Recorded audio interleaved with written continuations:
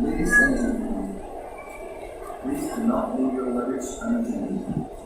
Thank you.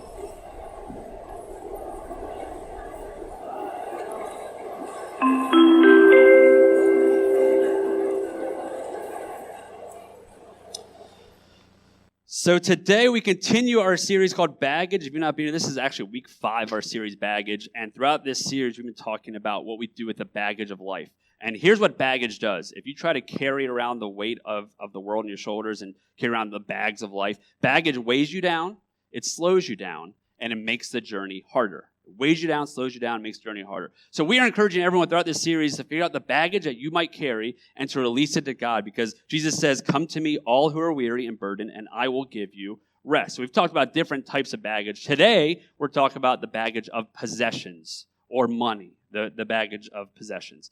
I've always been a music guy. I've loved music ever since I was younger. Middle school, I started to get into like heavier bands. First, I was a Christian kid, so like I grew up in the 90s, so I was only allowed to listen to Audio Adrenaline, DC Talk, for those of you that know them. And then I got a little older, and I was allowed to listen to some heavier bands. I eventually got to a point where I was kind of listening to so much music, and my life was revolved around music. I wanted to discover new bands. I wanted to go to shows. Like, you name it, I wanted to do that. Back then, the way you discovered music, for those of you that are on the younger side, the way that I would discover music, this is before streaming or anything else, is I would go to FYE. Anyone remember that store? Okay. I would go to FYE on my break at Sbarro's, because I worked at the mall. I would walk over, and I would go to the rock station where there was about 6 to 10 CDs in there.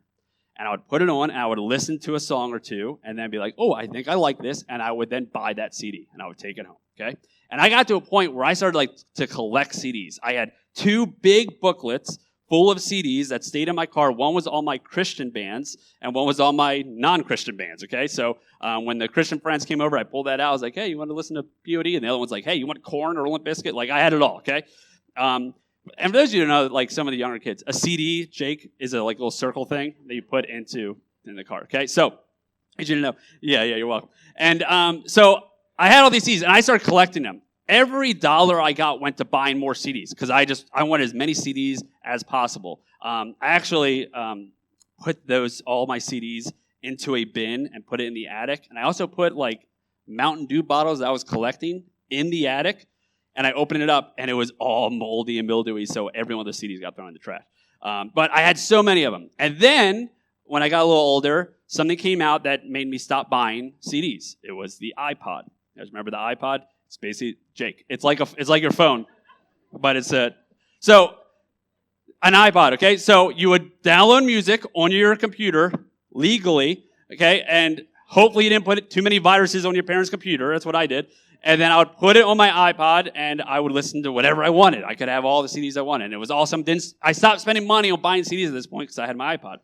And then I started getting into something else that it was a new thing for me, but it's a very old thing. I started getting into buying records. Remember records, right? I started, my father-in-law gave me a record player. And when I got it, I was like, all right, I'm going to buy a couple records. And then I got sucked right back into the collection aspect of it. I was like, all right, I'm going to buy as many records as possible. And I was buying record after record after record. And then eventually I had to realize like I was spending way too much money on records, and I wanted to send my kids to college one day. So I probably had to slow it down. But here was what was in my head when I'm buying, and I still have a lot of records. I still like to collect them. There's something, I have a collector personality, I think. But here's what I would start to think. I would buy all these different albums and different records and think, one day I'm going to have a big enough collection where I'll be good. Won't have to buy any more. I'll be settled. That will be done. But it's not today. Like, I need a lot more than I have. One day I'm going to be that way. And I've learned that it's a lie that I believe, that I think a lot of us at times believe when it comes to our possessions or when it comes to our money. It's a lie that forces us to pick up the baggage of possessions, the baggage of money, and walk around thinking that one day we will finally have enough. Here is the lie that a lot of us tend to believe. It's this: the stuff I lack is what will make me whole. That stuff that I don't have, once I get it, I'll finally be complete. I'll finally be whole. I just need a little more. I just need that new car, or I need that new house, or once I get enough clothes, or once I get that new phone, or once I get a certain amount into my savings account, once I get a certain amount into my retirement, once I buy more records. The stuff I lack is what will make me whole. And deep down, we all know that a new car or more records or a new phone, deep down we know that's not going to actually satisfy us. We know that deep down. Like if I would ask you, like, yeah, our stuff doesn't actually do that. But yet many of us live with this lie that the stuff I lack will make me whole. Many of us buy things that we don't need with money we don't have. Many of us are in major debt, yet we still make sure we take a big vacation every year and still make sure we have the newest phone. Many of us save more, invest more, spend more, all while giving less. Solomon, in the book of Ecclesiastes, wrote a verse that when you apply this to your possessions, I think really helps. Here's the verse. Better one handful with tranquility than two handfuls with toil and chasing after the wind. Better is one handful with tranquility. What does that mean? With peace, with calm, with quiet, with contentment, than two handfuls with stress and worry and discontent and dissatisfied. I saw a sermon illustration about this verse from Pastor Craig Rochelle. Here's how he talks about it. Some of us, this is how we live. Like this is our stuff, and we're living with two handfuls at all times, trying to get as much as we can. And the problem is we will have stuff, we'll be like, we have a lot, but there's more in the bowl. So I just need to I can get a little more in these hands. I just try to get a little more, because what if I drop some? Then I'm really in trouble. So I need to keep getting more. And we live our life constantly trying to get more and more and more. Where what Ecclesiastes says is better is one handful with tranquility. It's not as much, but if we have peace, we're content, it's a little less. But if we're constantly trying to get more and more and more out of the bowl, we're never going to be satisfied. Better is one handful with tranquility than two handfuls with toil and chasing after the wind. You see, there's nothing wrong with possessions. There's nothing wrong with money. There's nothing wrong with having stuff. There's nothing wrong with having a savings account, having a retirement, or investing money. In fact, you should do those things. You should be responsible so that you can do those things. Money and possessions are not evil. It's not wrong. It's not bad. It's our relationship with money and possessions that can become unhealthy and force us to pick up baggage we do not need to pick up. When your life becomes about your possessions, having more, needing more, getting more, then you don't own your stuff. Your stuff owns you. You are carrying around baggage that you do not need to carry around. Better is one handful with tranquility than two handfuls with toil and chasing after the wind. Where does this mindset come from? Because I really think when it comes to our possessions and our stuff, there's only two mindsets we can really have. Two mindsets. Here's the first mindset that we can have. It's a scarcity mindset. Scarcity mindset believes that we don't have enough. Imagine you're at Thanksgiving dinner, and you ate all the dinner, and the best part of Thanksgiving dinner is coming up. The pie's coming out. And your mom brings out a pie, and it's one pie, and you only see one. And you count the people. It's like there's a lot more people in this room for that one pie. And then your aunt goes up to get a piece, and she cuts a piece, and she cuts way too big of a piece. And you're like, oh, no. And then your cousin comes up and cuts another big. And then you're starting to go, I'm counting this. There's not going to be enough pie for me. So I need to do whatever I can to get a piece of that pie because there's not enough to go around, so I need to get mine because if I don't, then all the other cousins are going to come up and I'm not going to have any pie at Thanksgiving dinner. That is a scarcity mindset. I truly believe that almost all of us want to be generous people. All of us want to give. All of us don't want to be known as greedy. The problem is we just don't have enough. And if we had a little more, then we could finally give. If we had a little more, then we could be generous. And one day, hopefully, I will get a little more so I can be generous, but I just don't have enough now. So we tell ourselves that when we make more, when we reach a specific goal in our savings account, or when we reach a specific goal in our retirement, when we finally paid off all that debt, when we finally get there, then we can give. Then we can be generous. That's a scarcity mindset. Scarcity mindset is all about fear. It's all about fear. We have to save because what if we don't have enough? We have to buy because what if we need this? We cannot give because what if? We fear not having enough. So we think we need more. So we keep getting more and more and more, thinking we will get to the point where we have enough. But a scarcity mindset says it's never enough because it's not enough. What if something happens? In Luke chapter 12, Jesus gives a parable that talks exactly about a scarcity mindset. Luke chapter 12, starting in verse 16, is what it says. The ground of a certain rich man yielded an abundant harvest. He thought to himself, what shall I do? I have no place to store my crops. Other translations call the rich man a farmer. that he has so much crops, he doesn't know what to do with all of his crops. He has so much. And I love how Jesus uses a farmer as an illustration here because if you work hard, the land gives you crops. What other job is there that God provides by the way you work than a farmer? It's a great analogy to use. It says in verse 18, then he said, this is what I'll do. I'll tear down my barns and build new ones, bigger ones. And there I will store my surplus grain. And I'll say to myself, you have plenty of grain laid up for many years. Take life easy. Eat, drink, and be merry. I mean, that's the goal, right? That's retirement. It's what we want to do one day. We want to eat, drink, be merry. We don't have to worry about money. We finally had enough for our savings account. The kids went to college. We spent all of our big things, and we're retired. We're on vacation somewhere. Eat, drink, be merry. Doesn't that seem like the American dream? Doesn't it seem like the goal, right? But that's a scarcity mindset. Store up. When we have enough, then we can relax. But until then, we got to keep storing, put as much stuff in this barn as possible. And what does Jesus say? But God said to him, verse 20, you fool, this very night your life will be demanded from you. Then who will get what you have prepared for yourself? This is how it will be for whoever stores up things for themselves, but is not rich towards God. The farmer had a scarcity mindset. And Jesus says that you, just like the farmer, should not waste our energy and time on saving up on things that we may never even use. That's the first mindset, scarcity mindset. What's the other mindset we can have when it comes to our stuff? It's the abundance mindset. If the scarcity mindset at Thanksgiving, then pie comes and goes, there's not enough pie for everybody. The abundance mindset goes, you know what? I know there's more pies. So eat as much as you want because another pie is going to come out, and another pie is going to come out, another pie is going to come out. We're all going to get our share of pie. In fact, we're all going to take some home probably. There's so many pies. We don't need to worry about it. That is the abundance mindset. If a scarcity mindset is all about fear, what if I don't have enough? An abundance mindset is all about trust. It's all about trust. It is trusting that we serve an abundantly generous God, a God who owns it all, a God who provides it all, a God who gives us the ability to work, a God that not only gives us enough, but a God who gives us more than enough. It is a faith-filled, God-believing, God-honoring mindset that believes that God blesses us not so we can store it all, not so we can build bigger barns, but so that we can use it to give it away, to bless others, to be generous. In Luke chapter 9, Jesus is preaching to probably the biggest crowd he ever preached. It says that there was 5,000 men, so most likely there's probably 15 to 20,000 people, including the women and the children. Not only was this the biggest crowd he preached to, it was also the longest sermon he had given. It's what it records in Luke chapter 9. And the disciples are here for the sermon, and the disciples probably heard Jesus' sermons multiple times. He would preach the same sermon a lot of times while they're able to document what he wrote.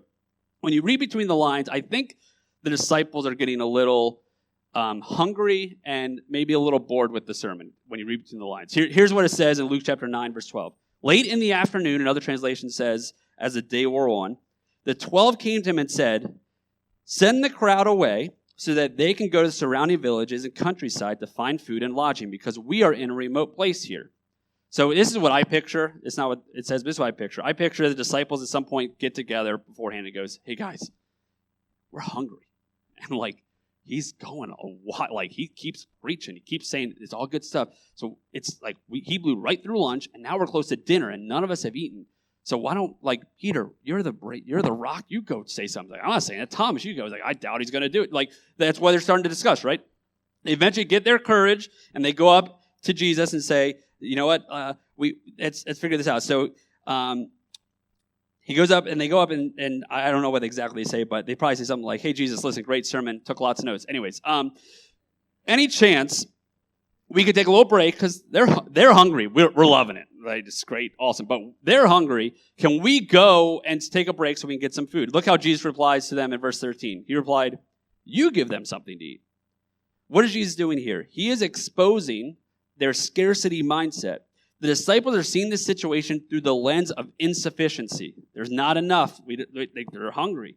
But Jesus wanted them to see it through the lens of provision. What did the disciples do? They answered, we only have 5 loaves of bread and 2 fish, unless we go and buy for all this crowd. Jesus, we would love to give to all these people. The problem is we just don't have enough. If we had enough, we'd give, but we don't have it. It's only 5 loaves and 2 fish. What is that? Scarcity mindset. What did Jesus do? He says this in verse 16. Taking the 5 loaves and 2 fish and looking up to the heavens, he gave He gave thanks and broke them. Then he gave them to the disciples to distribute to the people. Now, here's what I visualize when the disciples get the baskets.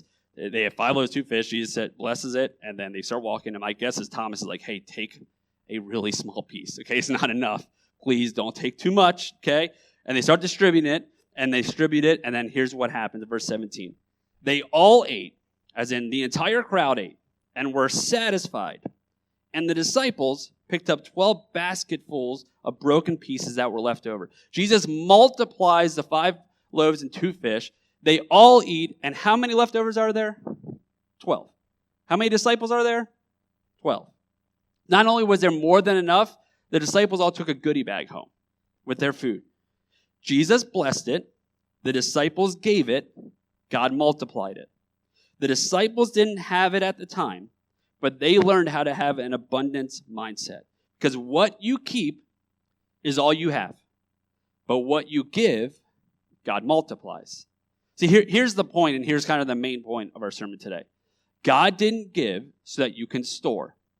God gave so you could pour. He didn't give so you can store it all in your barns and keep it all yourself. No, he gave so that you can be generous. God gave you everything you have, the ability to work, the ability to make a living, the community around you that is there when you need it. He didn't give so that you can store it all for one day if something possibly happens one day. He gives so that when you see someone in need, you can pour it out. When you see someone who's hurting, you can provide for them. When you see someone who is lacking, you can give to them. See, storing's all about you. It's all about you. It's all a scarcity mindset. Pouring is about him. It's an abundance mindset. If you want to drop the baggage of possessions, don't store. Storing is doing this. Eat as much as possible. 2 hands. Where pouring is saying, you know what? 1 hand with tranquility. It's better than 2 hands with toil and chasing after the wind. God didn't give so you can store. He gave so you can pour. So at the end of the day, the goal is to have more of what does matter and less of what doesn't. What good is more stuff if you have less peace? What good is more money if you have less generosity? What good is more possessions if you have less freedom? If we want to be people with tranquility, with 1 hand, with tranquility rather than 2 hands, toil and chase, we want to be those people. It's about pouring and not storing. So how do we actually do that? What are the practical ways to do that? And today, for the rest of this time, I'm going to give you 3 quick ways to practically apply this. To practically be people that pour rather than store. 1 hand of tranquility rather than 2 hands of toil and chase after wind. 3 ways that have helped our family, and we're still growing this, trying to get better at this, but 3 ways of how we practically do this. The first one is this. Throw out. You never realize how much crap, and I mean the word crap, you have until you move. That's what I've learned. We moved in 2020 from Elk Ridge, and we moved and we packed all our stuff. We had 3 kids at the time. Noah was very young. 3 kids. We packed everything. We brought it to our house, and then when you move, you take some of the boxes that aren't as important. You put in the attic or you put it in a place that you're not worried about, and you unload things that are really important. And then eventually, maybe, you get to those boxes, right? And you realize, we probably didn't need this. And here's some things that I found when we moved that we had that we did not need. I owned 7 suits. 7. Have you guys ever seen me in a suit? I don't wear them. I wear it when I go to a wedding. I wear it when I go to a funeral. And I wear it once a year at our district does this district event. And I have to sing in the ordination choir. So I wear it when I do that, okay? Yeah. You guys can come. It's next week. It's on Sunday, okay? They say, all right, tenors over here, like altos over here. And I just look to see, who do I like? I'm going to stand next to them. I don't know what I am. And I don't, anyways. 7 suits. I don't need 7 suits. I wear 2. I don't need 7. We had boxes and boxes and boxes of stuffed animals. Our kids like stuffed animals. We don't need that many. My son uses 1 stuffed animal every single night. Only 1, the same one.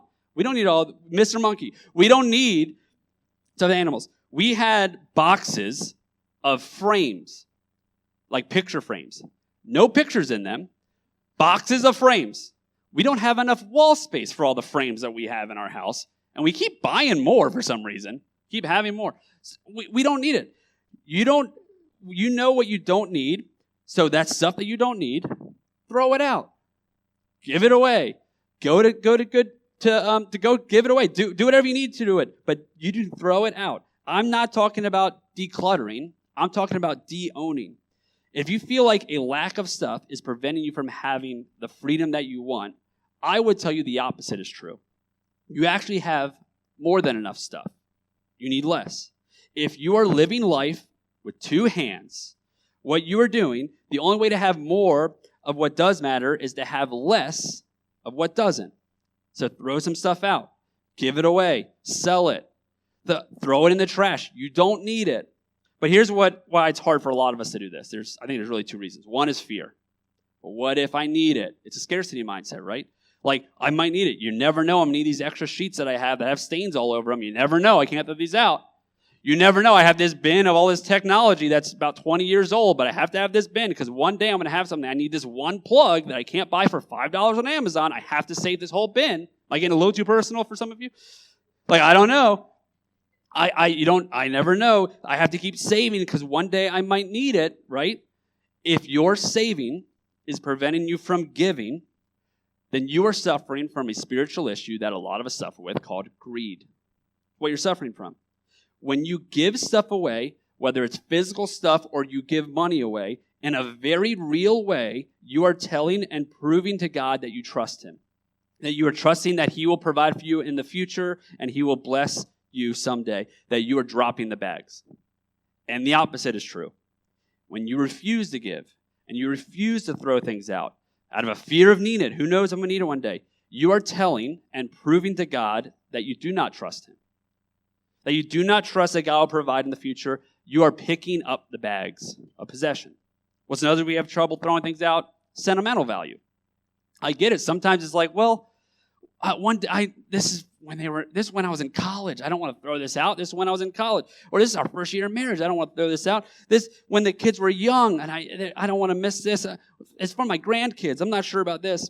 When Eric and I first got married, we both brought our single stuff into the marriage. And one of the things that I had as a single bachelor is I decorated our living room in my bachelor house with movie posters. I would get a $5 Walmart frame with big movie posters of like classics, like Pee-wee's Big Adventure and The Dark Knight and like Big Fish, like movies that like those kind of movies.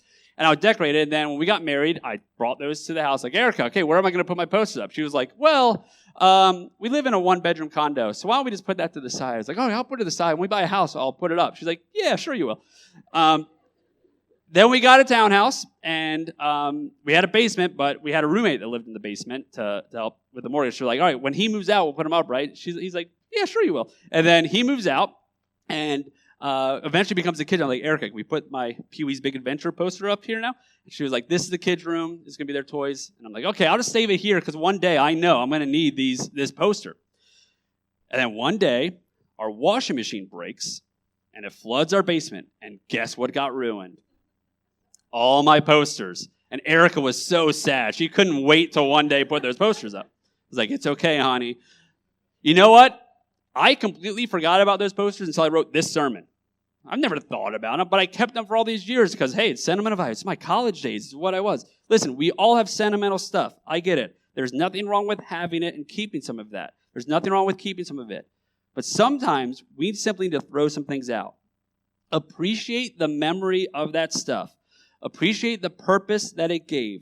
But understand it is no longer fulfilling that purpose, so throw it out.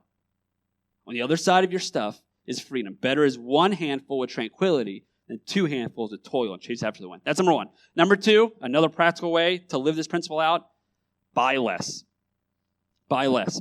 In 2013, TNS Global did a study and determined that 62% of people purchase stuff to cheer themselves up. 62%. And another 28% of people purchase things to celebrate something. There's something about buying stuff, right? That I'm the same way. I love when stuff comes in. I love buying stuff.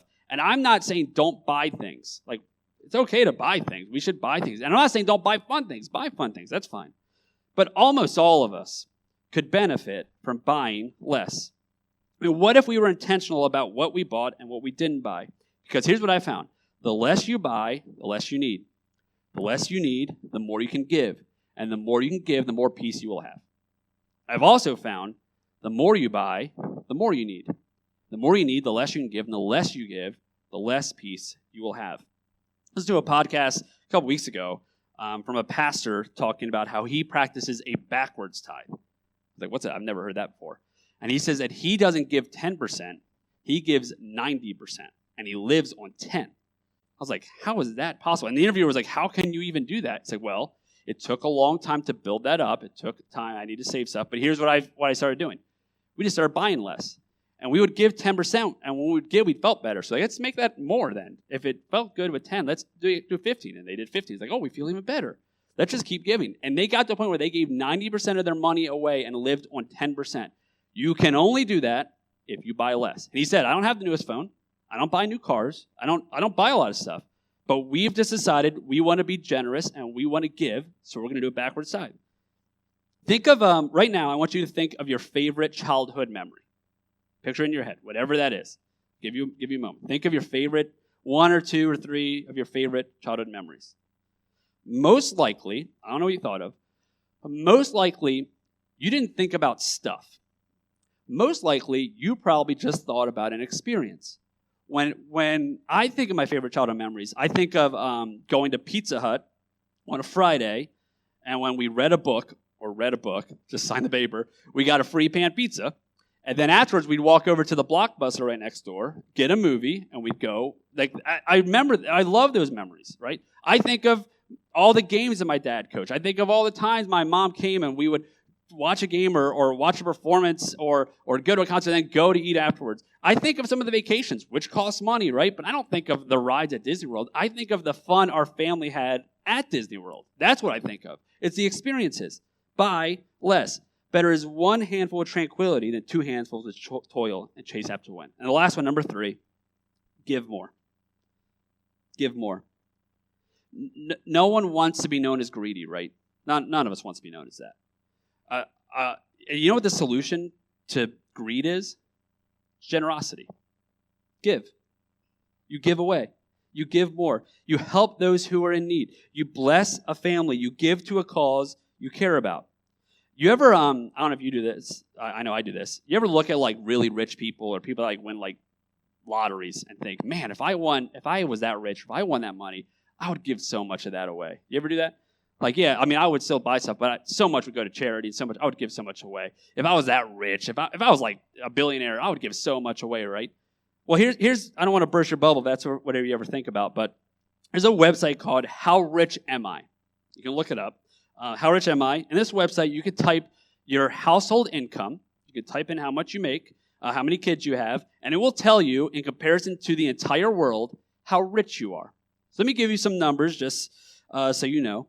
If you make $50,000 a year in your house, 2 adults, 2 kids, $50,000 a year, you're in the top 17.1% of the global population. If you give 10% of that away, you're in the top 18.7% in the world, richest in the world. Let's say you make $115,000 a year. That's the median household income in Carroll County. $115,000 in your house a year, 2 adults, 2 kids. You are now in the top 5.9%.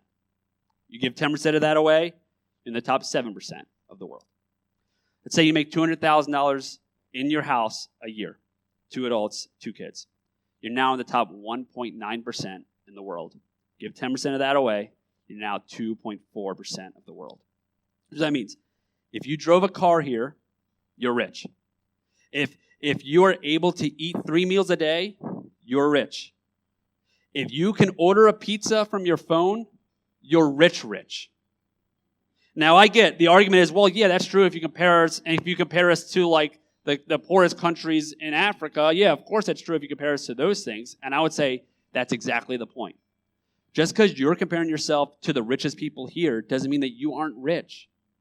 See, if we want to play that game, it depends on who you compare yourself to. Better is 1 handful with tranquility than 2 handfuls with toil and chasing after the wind. I don't have that many emotional getting stories. I have a couple, like where someone helped, like when we were planning Impact and we had some people that gave us some money. I have a couple of them. But I have a lot more emotional giving stories. Sometimes when I think about it, I'm like, oh, like I remember that. I remember the first time I wrote a tithe check. I heard a pastor preach, and I was, again, Sabaro was in Run-of-the-Mills Mall, not making $6 an hour, whatever I was making, not making much. And I remember he talked about tithing in a way. I've heard it before, but it was very serious, it just reached me a different way. It wasn't just about, hey, you're told you have to give 10%, that's what the Bible says, even though that part is true. It was like, no, when you do that, you free yourself up.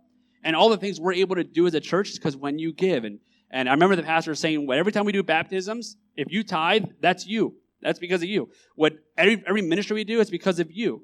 So I remember the first time I was like, all right, I'm going to take that bold step. I wrote a $100 check. Like some of you don't know what, Jake, a check is something you write. But I remember writing that check the first time. I was like, this is a lot of, I did not have any money. I was like, this is a lot of money. I remember the first time I did that. I remember when I was a student pastor, we had some kids that were coming from the local neighborhoods that lived in the trailer parks. And we had a student who came, who was about 16 years old, and she got pregnant. She decided to keep it. So we're like, well, we got to help because they don't have much. And I remember we threw her a baby shower. Sorry.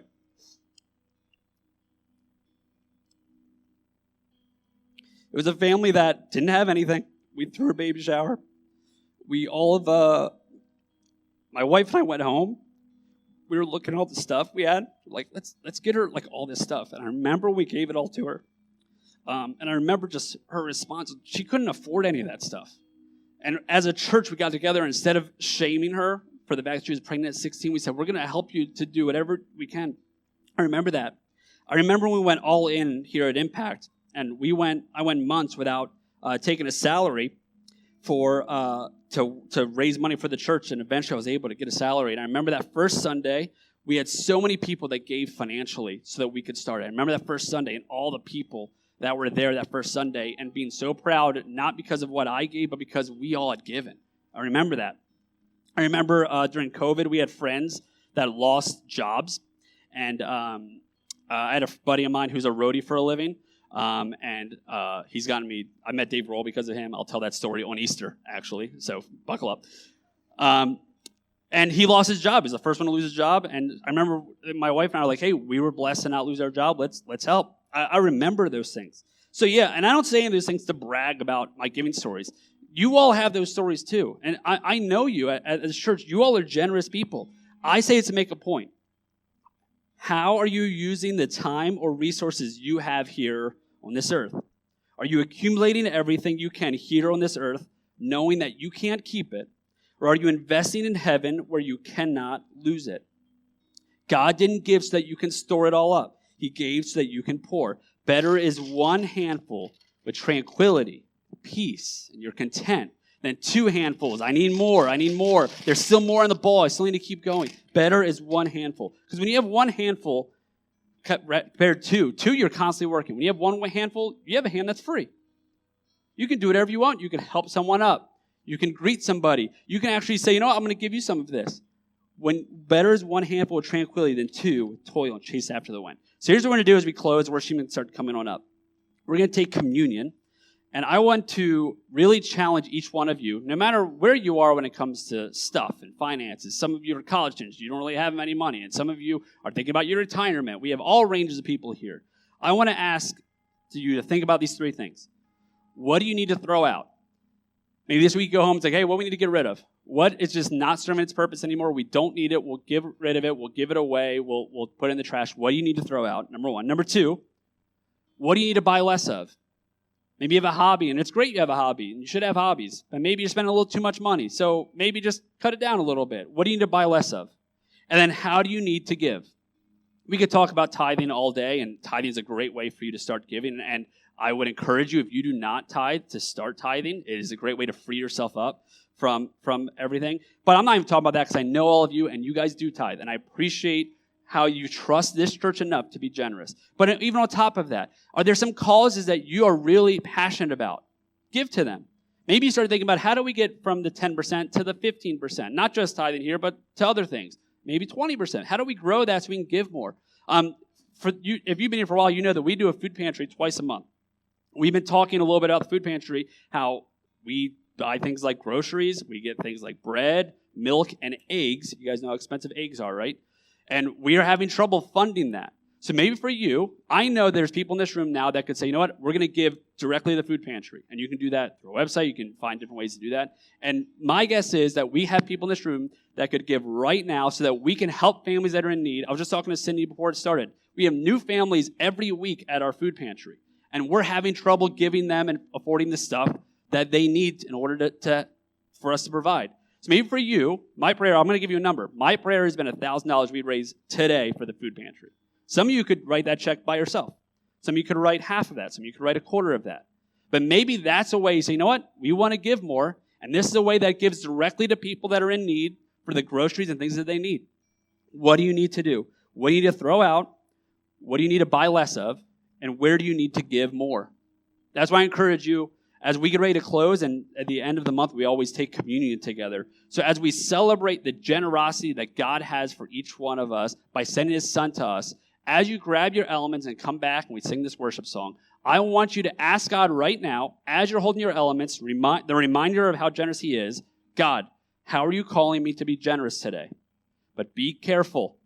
My prayer is he gives you a number. That's my prayer. And that number could be to another organization. It's not us. That's fine. Like, find ways to give. My prayer is that he hits something in your head. It's like, oh, I got to throw that out. I don't need that. Oh, maybe this is the hobby you need to do less of. But ask God, where do I need to be more generous? Because I don't want to be someone that's like this my whole life, never happy, never content, because one day I have enough. I want to be one hand, tranquility, the two hands of toil and chasing after the wind. Let's pray. Dear God, thank you for the love that you give us. Dear God, thank you for being the generous God that you are to us. Dear God, I pray that you help each one of us to figure out the practical ways that you are calling us to take our next step when it comes to our stuff, to our possessions. God, help us to live a life of tranquility rather than toil and chasing after the wind. God, thank you that you are the God who sets us free from all things, including our possessions and our stuff. That you are a generous God who provides for us. And dear God, I pray that you help each one of us as we prepare to take communion, to celebrate the generosity that you have for each one of us by sending your son for us. That you convict each one of us of where we need to give a little more, of where we need to throw out, where we need to buy less, of how we can be people that pour out rather than store it. Thank you for the love that you've offered us. In your son's name, amen.